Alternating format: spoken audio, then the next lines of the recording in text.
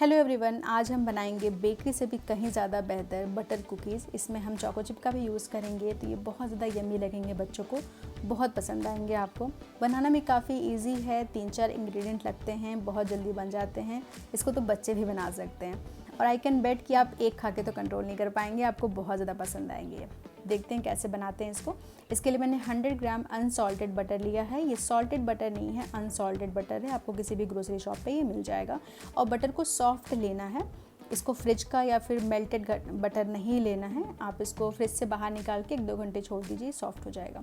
इसके बाद मैंने लिया है इसमें 100 ग्राम पाउडर्ड शुगर। मैंने पाउडर्ड शुगर को 100 ग्राम मेज़र करके लिया है और 1/4 टीस्पून मैंने डाल दिया इसमें वनीला एसेंस और इसको मिक्स कर देंगे पहले। तो बटर और शुगर आपस में अच्छे से पहले जब मिक्स हो जाएगा, उसके बाद हम इसे बीट करेंगे। आप चाहें तो इलेक्ट्रिक बीटर से भी बीट कर सकते हैं, उससे 1-2 मिनट में बीट हो जाएंगे, लेकिन सबके पास वो होता नहीं है, तो मैंने हैंड बीटर से बीट करके दिखाया है। आप देख सकते हैं अभी येलो दिख रहा है, बीट करते करते इसका कलर एकदम लाइट हो जाएगा, एकदम से ऑफ वाइट कलर का हो जाएगा। आप देख सकते हैं काफ़ी इसमें एयर इनकॉर्पोरेट हो गया है, इसमें सॉफ्ट पीक्स भी बन रही हैं। ऐसा करने के लिए मुझे 4 से 5 मिनट लगा इसको बीट करने में। अच्छा, उसके बाद मैंने लिया है यहाँ पे 1 कप मैदा, जिसका जो मेज़र है वो 130 ग्राम है और इसको हम हाफ करके 2 बैचेज़ में इसको मिक्स करेंगे। पहले मैंने हाफ डाल दिया और साथ ही हम डालेंगे इसमें ½ टीस्पून बेकिंग सोडा और इसको मिक्स करेंगे। तो जो बचा हुआ है मैदा वो भी मैं डाल दूँगी और इसको थोड़ा सा ना मतलब स्पैचुला या फिर बीटर से मिक्स करना थोड़ा सा मुश्किल होता है, काफ़ी बिखरता है इधर उधर, तो इसको हम हाथ से मिक्स करेंगे सो दैट अच्छे से ना मिक्स हो पाएगी और इसे एक डो की तरह हम बनाएंगे। इसको आपको गूँथना नहीं है, डो की तरह बनाना तो है लेकिन आपको गूँथना नहीं है, बिल्कुल हल्के हाथों से मिक्स करना है, बिल्कुल सॉफ्ट हाथों से। इसके बीच में मैंने 2 टेबल स्पून चोको चिप्स डाल दी हैं। आपको जितना चाहिए, जितना अच्छा लगता है उतना आप डाल सकते हैं। इसको मिक्स करेंगे। थोड़ा मिक्सचर मुझे थोड़ा ड्राई लगा, तो मैंने 1 टेबल स्पून इसमें दूध डाल दिया है। आपको लगे तो आप थोड़ा सा और डाल सकते हैं, बट इतना एनफ होगा मुझे लगता है। और इसको मिक्स करके एक डो की तरह हम बना लेंगे। तो ये देखिए, डो की तरह हमारा मिक्सचर बन के रेडी हो गया। अब इसको हम चाहें तो बेल के कुकी कटर से कट करके या फिर किसी भी बॉटल की लिड से कट करके शेप दे के हम कुकीज़ बना सकते हैं, या फिर चाहें तो इसके लोइयाँ कट करके जैसे हम पेड़े बनाते हैं वैसे करके कुकीज़ की तरह बेक कर सकते हैं। बट आज मैं कैसे बना रही हूँ मैं आपको वो दिखाती हूँ।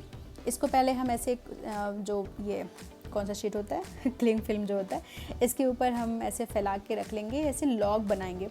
जो लॉग है वो बहुत पतला नहीं चाहिए, बहुत मोटा भी नहीं चाहिए, मीडियम थिकनेस का हम लॉग बनाएंगे। आप देखिए, अगर आपको लॉग बनाने में थोड़ा टूट रहा है, ये जो इसका डो है, वो आप इसको इकट्ठा करते रहिए, कोई दिक्कत नहीं है, वो चिपक जाएगा आपस में। अगर आपने बहुत ही पतला लॉग बनाया तो कुकीज़ जब कट करेंगे तो छोटे छोटे कुकीज़ बनेंगे। अगर आपने बहुत मोटा लॉग बनाया तो कुकीज़ बहुत बड़े बनेंगे। वैसे इसको बेक करने में कुकीज़ का साइज़ थोड़ा सा बढ़ता भी है, थोड़ा फैलता है कुकीज़, तो उसी हिसाब से आपको रखना है। अच्छे से टाइटली रोल करके इसको हमें फ्रिज में रखना है 1 घंटे के लिए। तो 1 घंटे मैंने इसको फ्रिज में रख दिया था, ये अच्छे से सख्त हो गया है, टाइट हो गया है, कट करने लायक हो गया है। तो इसको हम क्लिंग फिल्म से निकाल के इसके पीसेस कट कर लेंगे। तो आपको ये ध्यान देना है कि जब हम इसके पीसेस कट करें तो एक बराबर थिकनेस का हो, ज़्यादा मोटा या पतला ना हो।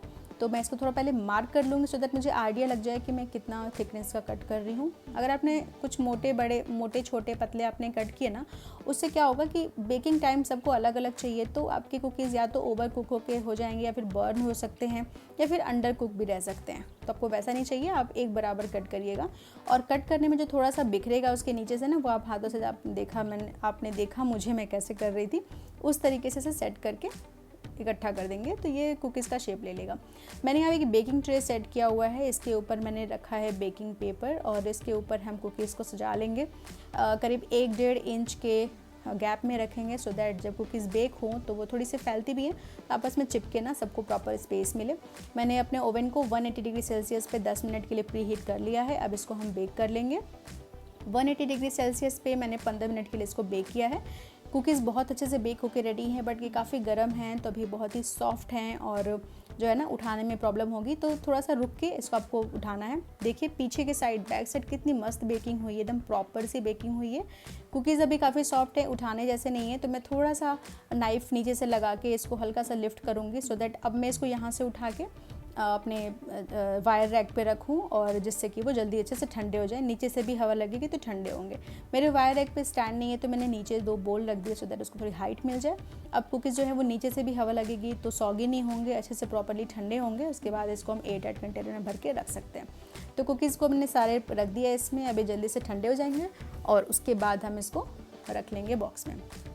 ये देखिए हमारे कितने मज़ेदार कुकीज़ बन के रेडी हुए हैं, बहुत ज़्यादा यम्मी। आप जिसको बेक करेंगे आपका पूरा घर एकदम महक उठेगा बेकरी जैसा। आपके बच्चों को बहुत पसंद आने वाला है, ये बहुत ज़्यादा यम्मी बनते हैं। आप इसको ज़रूर ट्राई करेगा अपने घर पे और मैं आपको इसको तोड़ के भी दिखाऊंगी। इसके बैक साइड बहुत अच्छी बेकिंग हुई है, आप देख सकते हैं। ऊपर आपको थोड़ा वाइटिश दिखेगा, ये ऐसी रहती हैं, आपको ऐसा लग रहा होगा कि कुक नहीं हुआ है, लेकिन ये कुक हो चुका है, बेक हो चुका है, अच्छे से प्रॉपर बेकिंग हुई है।